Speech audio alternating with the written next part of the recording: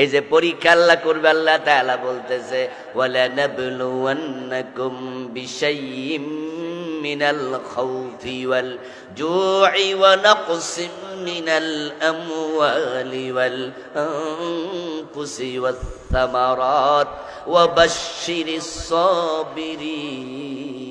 আওয়াজ দিয়ে বলেন সুবহানাল্লাহ। ওয়ালা নাবলুওয়ান্নাকুম, আলেম ওলামারা আপনি শব্দ দেখে ওয়াইড বুঝে ফেলেছে, শব্দ বড় হেভি, অনেক শক্ত, ওয়াইডফুল। শুরুতে আছে লামে তাকিদ, শেষে আছে নুনে সাকিলা।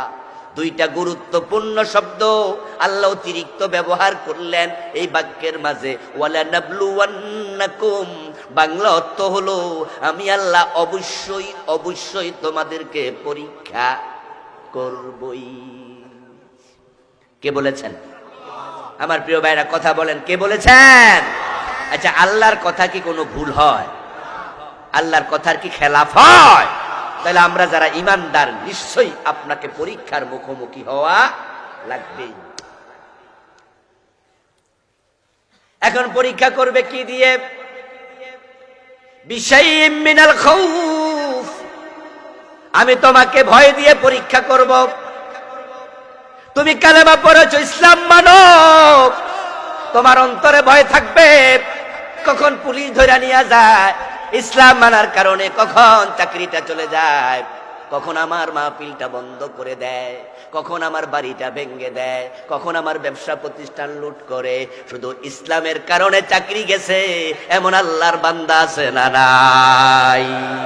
শুধু আল্লাহর দিন মানার কারণে বাড়িতে ঘুমাতে পারে না, বিনা দোষে মামলার আসামি আছে না নাই?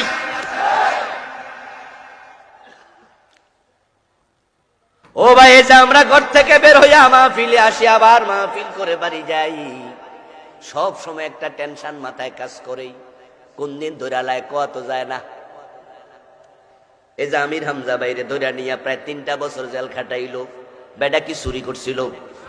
জোরে বলতে হবে। বেটা কি ডাকাতির মামলার আসামি? বেটা কারো জমি দখল করছে? বেটা কি গাঁজা হেরোইন বিক্রি করছে? তো রাষ্ট্রের কোন অপরাধের সাথে সে জড়িত? অপরাধের যে তালিকা পুলিশের কাছে আছে, রাষ্ট্রের কাছে আছে, চুরি, ডাকাতি, রাহাজানি, চাঁদাবাজি, ছিনতাই, খুন, ধর্ষণ, অপহরণ, জুলুম, অত্যাচার, ঘোষ, কোনটা খাইছে? একটা আছে। তো 3 বছর জেল খাটলো কেন? বিশ্ববিখ্যাত মুফাসসির 13টা বছর জেল খাইটা জেলখানায় মরা লাগলো। আরো কত আলেম ওলামা নিয়মিত জেল খাটতেছে। আল্লাহ নিজে বলেন ওয়ালা নাবলুওয়ান্নাকুম বিশাইইম মিনাল খাউফ।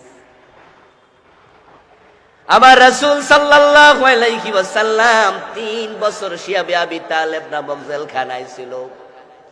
নবুয়তের 7ম সনে প্রিয় নবী অ্যারেস্ট হয়, 10ম সন পর্যন্ত 3 বছর জেল খাটে। বাংলাদেশের জেলে তো 2 বেলা খাবার দেয়, গোসল করার পানি দেয়, ফ্যান চালানোর জন্য বিদ্যুতের লাইন আছে, আলোর জন্য লাইট আছে, ব্যবহারের জন্য পানি আছে, টয়লেট আছে, সব আছে। শিয়াবে আবি তালেবে তারা খাবার পানির সাপ্লাই বন্ধ করে দিছে। রাসূল সাল্লাল্লাহু আলাইহি ওয়াসাল্লামের পরিবারের সদস্য মায়েদের বুকের দুধ শুকায়া গেছে, ছোট ছোট বাচ্চাগুলার চিৎকারে আকাশ বাড়ি হয়ে গেছে। খাবারের অভাবে, পানির অভাবে তারা গাছের ছাল বাকল লতা পাতা পর্যন্ত খাইছে। ওই 3 বছরে প্রিয় নবীর পরিবারের সদস্যদের পায়খানা ছাগলের পায়খানার মতো শক্ত হয়ে গেছে, ইতিহাসের কিতাবে পাওয়া যায়। এবার আপনারা বলুন তো, এই যে আমার রাসূলুল্লাহ 3 বছর জেল খাটলেন, উনি কি সাদাবাজি করছে? কারো বাড়ি দখল করছে? উনার অপরাধটা কি? উনার অপরাধটা কি?